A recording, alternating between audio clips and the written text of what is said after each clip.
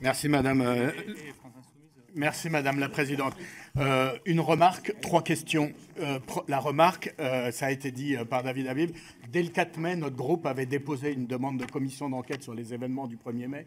Et si on avait donné droit à cette demande de commission d'enquête, peut-être qu'on aurait peut-être anticipé un certain nombre de problématiques. J'ajoute quand même que les événements du 1er mai, c'est d'abord, on fait au moins 2 victimes, celles qui ont été victimes des violences, mais aussi l'organisateur de la manifestation, à savoir la CGT, puisque les résultats de ces violences, c'est qu'on a porté atteinte à un droit constitutionnel qui est le droit de manifester. Ensuite, 3 questions simples et les plus précises possibles et complémentaires à ce qui a été dit précédemment. Vous savez, vous avez dit ne pas connaître M. Benalla, ou ne pas le connaître.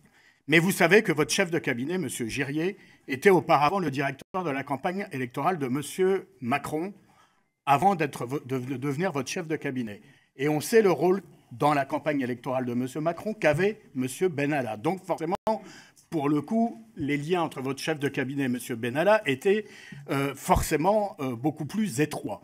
Pouvez-vous nous dire s'il y a eu des interventions individuelles ou collective de la part de M. Benalla auprès des services de votre ministère ou de votre cabinet pour soit des écoutes, soit des avancements, soit etc. etc. Des interventions. Première question. Deuxième question. Vous avez dit qu'en vertu de l'article 40, il n'était pas de votre responsabilité d'y faire droit, n'ayant pas la hiérarchie fonctionnelle sur M. Benalla. Alors d'après vous, qui a manqué à l'obligation de l'article 40 du Code de procédure pénale de mentionner aux autorités judiciaires les débordements et les agissements de M. Benalla qui sont pénalement, bien évidemment, répréhensibles. Enfin, troisième question, pouvez-vous nous dire si, à votre connaissance, M. Benalla a participé avant et après le 1er mai à d'autres opérations de maintien de l'ordre?